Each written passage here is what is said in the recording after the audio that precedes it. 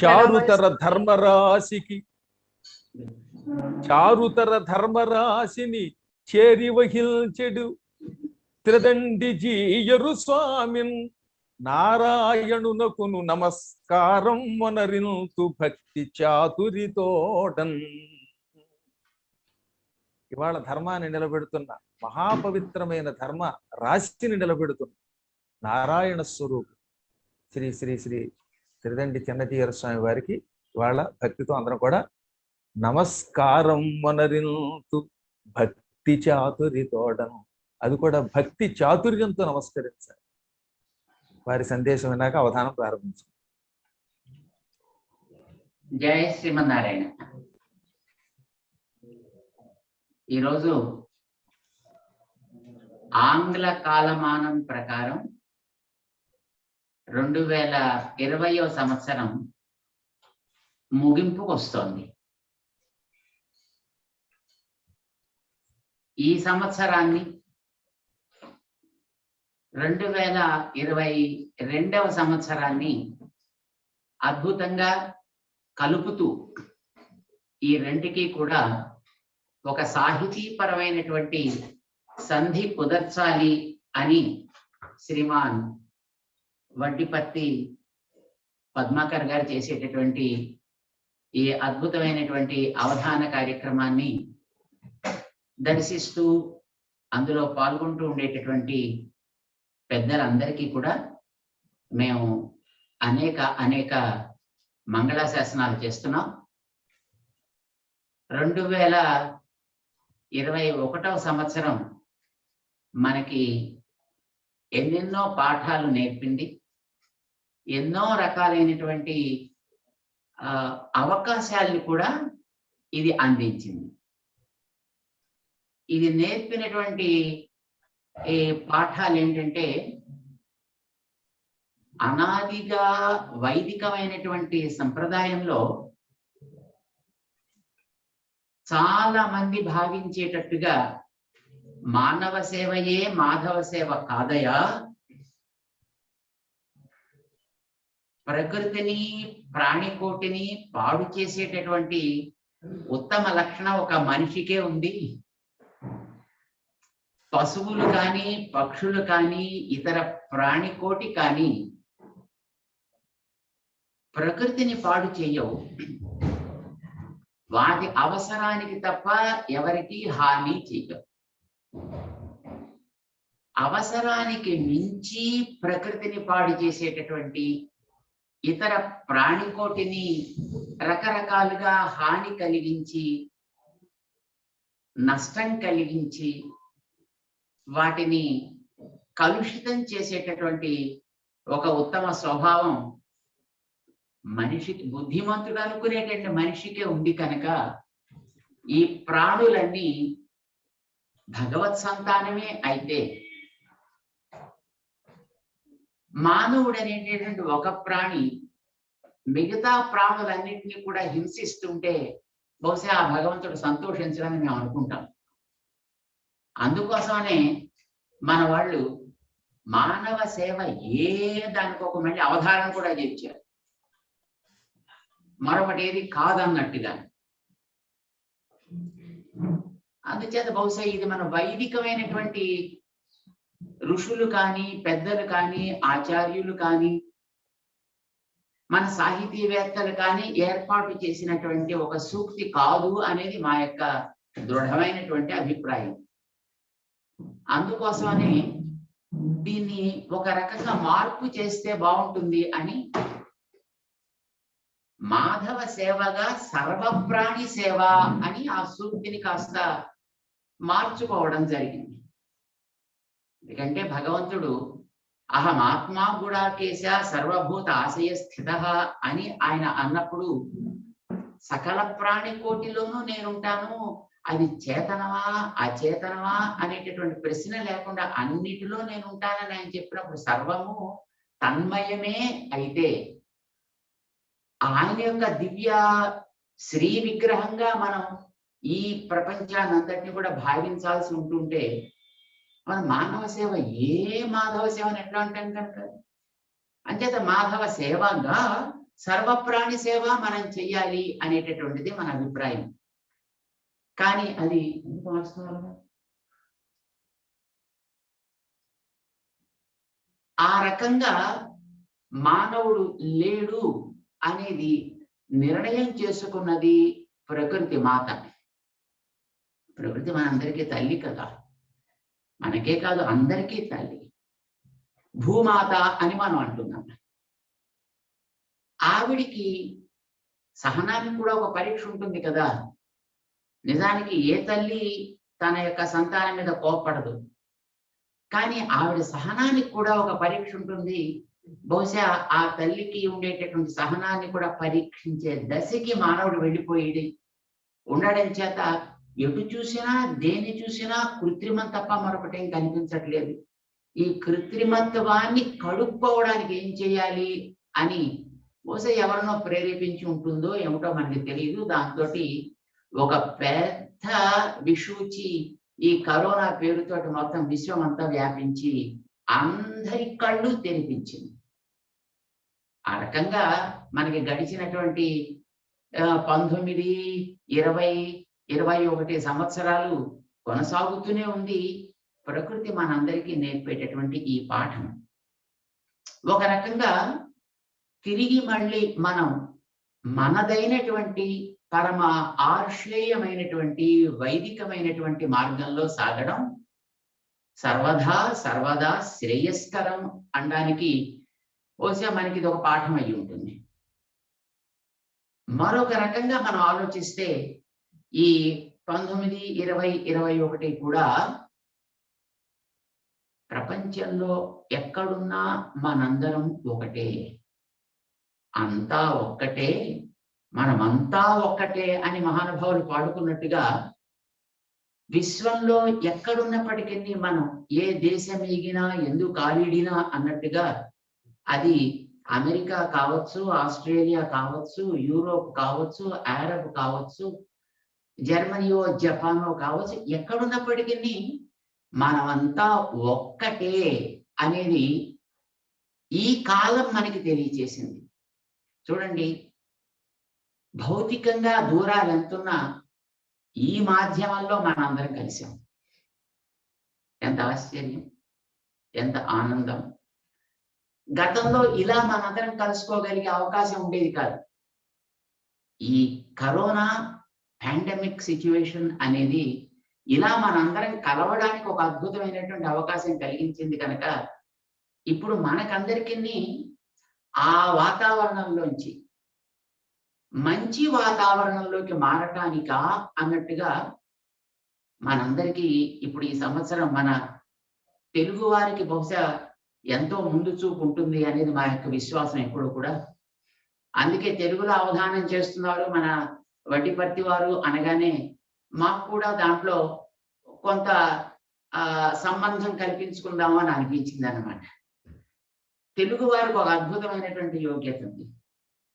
తెలుగు కాలమానం ప్రకారం ఇప్పుడు మనం గడుస్తూ ఉండేది ప్లవనామ సంవత్సరం. అంటే ఇది మనందరికీ కూడా ఒక దాటడానికి కావలసినటువంటి ఒక పడవగా ఉంది ఇప్పుడు ఇది. దీంట్లోంచి మనం శుభకృతిలోకి ప్రవేశించాలి రాబోయేటటువంటి సంవత్సరంలో. అది ఈ ఫాల్గుణం దాటిన తర్వాత ఒక కాలమానం ప్రకారం మనం ఏర్పాటు చేసుకున్న కాలమానం ప్రకారం మనకి శుభకృతి రాబోతోంది. అయితే ఇది అందరికీ మనం అందించాలి అనే ఒక మంచి హృదయం కలిగినటువంటి మన వడ్డిపర్తి వారు ఆంగ్ల కాలమానం ప్రకారం మనం దాటుతున్న ఒక సంవత్సరం నుంచి మరో సంవత్సరంలోకి దీనికి ఒక అద్భుతమైనటువంటి సాహితీపరమైన సేతువుని ఏర్పాటు చేసుకుందాము అని ఈ 31వ తారీఖు నాడు వారు ఈ అద్భుతమైన కార్యక్రమాన్ని ఏర్పాటు చేసుకున్నారు. చాలా సంతోషంగా ఉంది మాకు. ఈ సందర్భంగా తెలుగువారి గొప్పతనాన్ని ఒక మాట మేము చెప్పుకుంటాం. మా ఉద్దేశం ప్రకారం ప్రపంచంలో మొదటి సంస్కృతి సంస్కృత భాషలో ఏర్పడింది.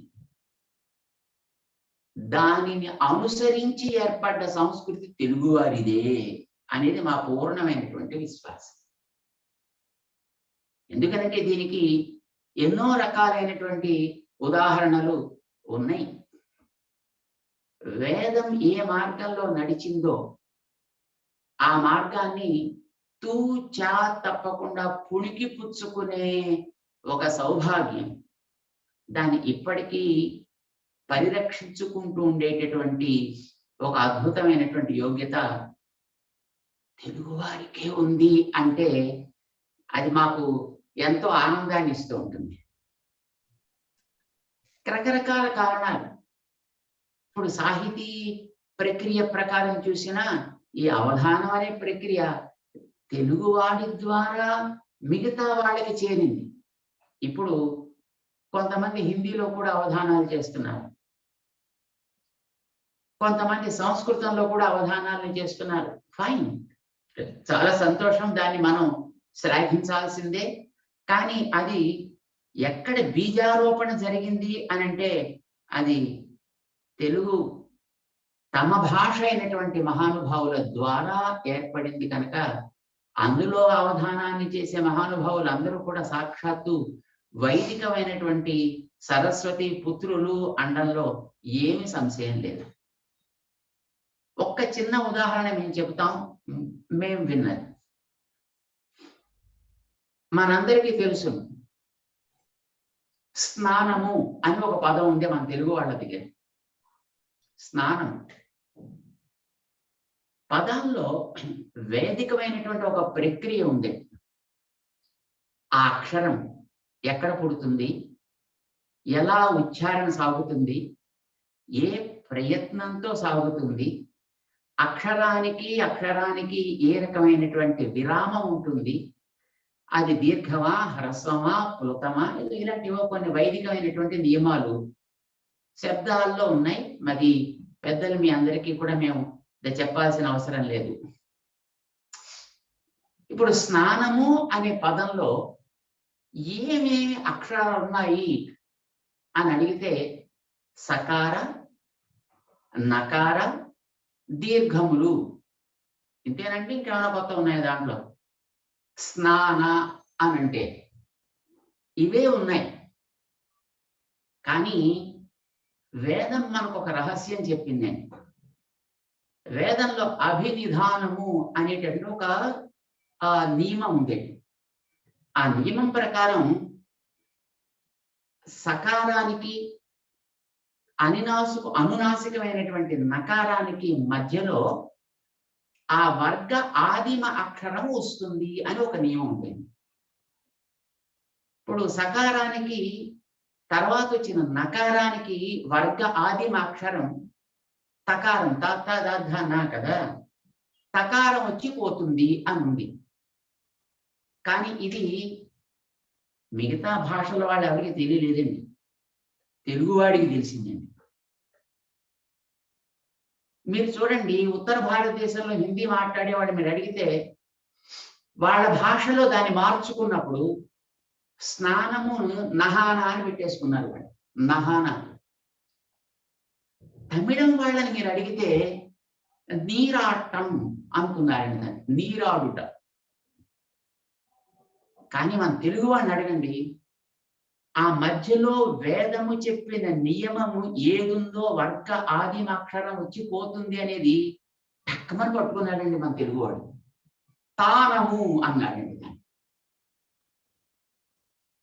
స్నానము పలికేటప్పుడు కూడా మన వాళ్ళలో ఆ పలుకుబడి చాలా బాగుందండి. స్నానము అంటారండి, స్నానము అనరండి.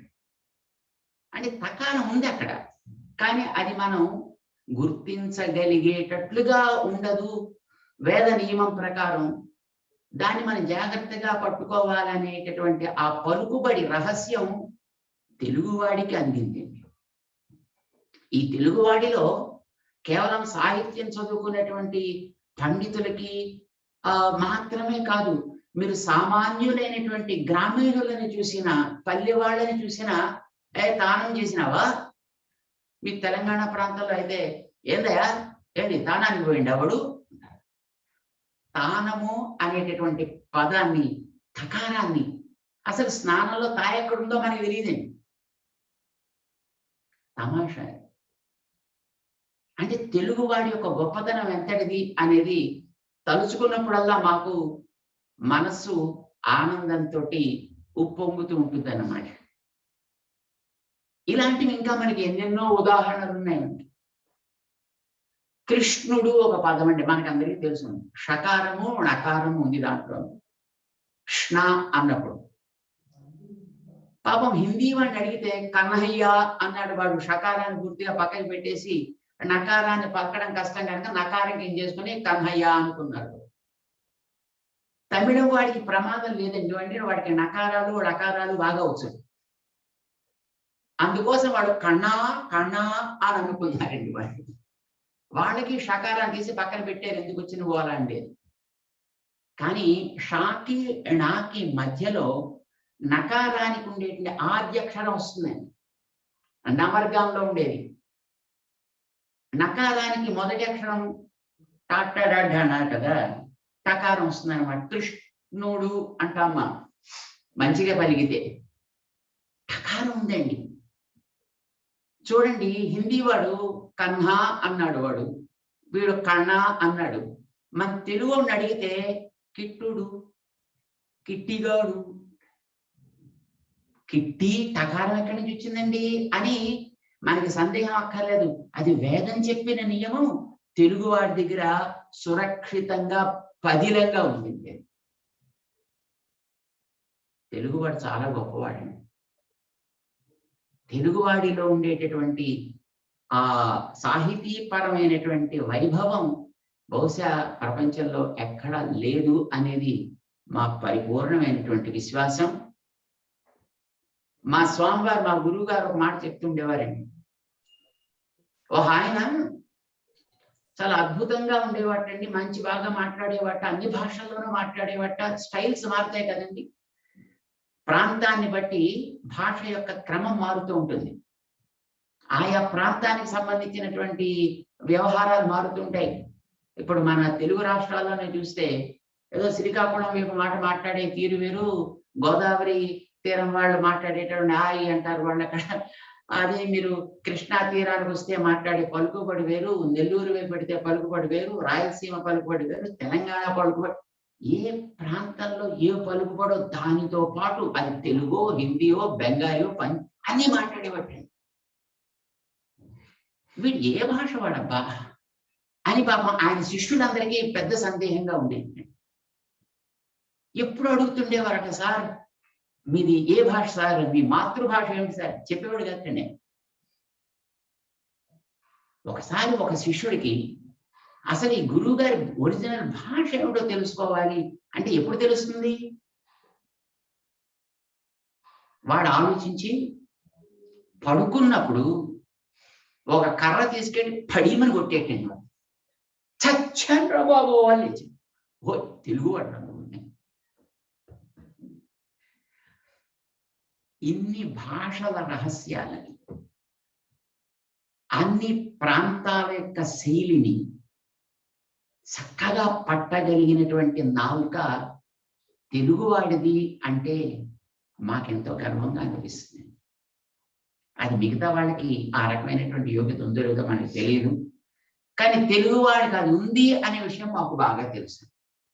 అందుకే మన పద్మాకర్ గారు ఈ రోజున వార్షికమైనటువంటి ఒక కాలాన్ని తెలుగు భాషా సాహితీ సంధితోటి జోడిస్తున్నందుకు, ఇది రాబోయేటటువంటి మన తెలుగు మహానుభావులు కాలమానాన్ని ఏర్పాటు చేసి చెప్పినట్టుగా ఇది శుభకృతి కావాలి అని, వీరి యొక్క ఈ సాహితీ పుష్పం ఈ భూమాత ఒడిలో ఆవిడ శ్రీచరణాల దగ్గర ఆనందాన్ని కలిగించేటట్లుగా ఆ తల్లికి ఈ భూమి మీద ఉండే తన సంతానపు దుఃఖాలన్నీ కూడా దూరం చేసి, మన వాళ్ళు ఏదో చెప్తున్నారు ఇప్పుడు ఈ కొత్త వేరియంట్ వచ్చింది, ఇది పోతే ఇంకో వేరియంట్ వస్తుంది, అది పోతే మరో వేరియంట్ వస్తుంది. ఏ వేరియంట్స్ తనని నమ్మిన వాళ్ళకి రాకుండా ఉండేటట్లుగా ఆ తల్లి మనందరినీ కూడా అనుగ్రహించుగాక అని మేము ప్రార్థన చేస్తున్నాం. ఈ సందర్భంగా వారు సాగించేటటువంటి ఎన్నో అవధానాలు వారు చేశారు ఇంతవరకు కూడా. ఈ సందర్భంగా ఈ అవధాన కార్యక్రమాన్ని ఏర్పాటు చేసుకోవడం ఇది ఒక అద్భుతమైనటువంటి ఉపకారం. ఈ నూతన సంవత్సరానికి ఇది ఒక మేము అనుకుంటాం ఒక ఉపాయనము అని మేము భావిస్తాం. ఇది ఒక అద్భుతమైనటువంటి ఒక కానుకగా వారు దీన్ని అర్పిస్తున్నారు. వారు చేసేటటువంటి ఈ ఉదారమైనటువంటి సేవకి ఇందులో ఉండేటటువంటి పాల్గొనేటటువంటి మహానుభావులు, పృచ్ఛకులుగా పాల్గొనేటటువంటి వాళ్ళు, శ్రోతలుగా పాల్గొనేటటువంటి మహానుభావులు కూడా అద్భుతమైనటువంటి ఉపకారాన్ని చేస్తున్నారు. దీన్ని ప్రోత్సహిస్తూ అడిగేవారు కానీ వినేవారు కానీ ఉత్సాహంగా పాల్గొంటే సేవ చేయాలనుకునేటువంటి ఉదారులకి మరింత ఆనందం ఉంటుంది, మరింత ప్రేమతోటి, మరింత ఉత్సాహంతో వారు చేస్తారు. మేము శ్రీమాన్ పద్మాకర్ గారి యొక్క ఉపకారానికి అనేక మంగళ శాసనాలు చేస్తున్నాం. దీన్ని చక్కగా నిర్వహించడానికి సిద్ధపడేటువంటి శ్రీమతి పద్మ గారికి కూడా మేము అనేక మంగళ శాసనాలు చేస్తున్నాం. దీన్ని ఆయోజన చేసినటువంటి మిగిలినటువంటి టీం మెంబర్స్ అందరికీ కూడా మేము అనేక మంగళాశాసనాలు చేస్తున్నాము. పద్మాకర్ గారు, మీకు స్పెషల్ గా మళ్ళీ మరొకసారి, బికాస్ మన ఇంగ్లీష్ సంవత్సరంలోకి ప్రవేశిస్తున్న తెలుగు సంవత్సరం కాదు కదా, అంచేత మీకు many happy returns of the day అని ఇంగ్లీష్ లో ఒకసారి మీకు మంగళాశాసనాలు చేస్తూ మీ అవధాన కార్యక్రమం చక్కగా ఆనందదాయకంగా విజ్ఞానదాయకంగా జరగాలి అని మేము ఆ విద్యానాథుడైనటువంటి భగవానుని ప్రార్థన చేస్తూ అందరికీ మేము అనేక మంగళాశాసనాలు చేస్తున్నాం. జై శ్రీమన్నారాయణ. జై శ్రీమన్నారాయణ. భారతదేశంలో హిందూ ధర్మ పరిరక్షణ కోసం త్రిదండాన్ని చేతపట్టి అహర్నిశలు శ్రమిస్తున్న శ్రీ వైష్ణవ వేద గురువులు, శాంతి కాముకులు, ఉపదేశకులు, పరమ పూజ్య శ్రీ శ్రీ శ్రీ త్రిదండి చిన్న శ్రీమన్నారాయణ రామానుజ జీయ స్వామి వారు ధర్మరక్షకునిగా ఉండటమే కాకుండా సమాజంలో వెనుకబడిన వారు మరియు దృష్టిలోపం ఉన్న వారికి, క్యాన్సర్ లాంటి మహమ్మారి బారిన పడ్డ వారికి వైద్య శిబిరాలు ఏర్పాటు చేయడం, మందులు అందించడం లాంటి ఎన్నో సేవా కార్యక్రమాలు నిర్వహింపచేస్తుంటారు. అలాగే స్టాచ్యూ ఆఫ్ ఈక్వాలిటీ అనే పేరున 216 అడుగుల ఎత్తుగల శ్రీ శ్రీ శ్రీ రామానుజుల వారి పంచలోహ దివ్య విగ్రహ ప్రతిష్ట 2022వ సంవత్సరం ఫిబ్రవరి 2వ తేదీ నుండి 14వ తేదీ వరకు హైదరాబాద్ లో నిర్వహింపచేస్తున్నాడు. స్వామివారి దివ్య దర్శనం ఈ విధంగా మనకు అనుగ్రహించినందుకు కృతజ్ఞతాపూర్వక ప్రణామాలు స్వామి. ఆంగ్ల నూతన సంవత్సర ప్రారంభమున విశ్వశ్రేష్ఠకై తమ అమూల్య మంగళ శాసనాలు అందించిన స్వామివారి దివ్యపాద పద్మములకు శతకోటి ప్రణామములు.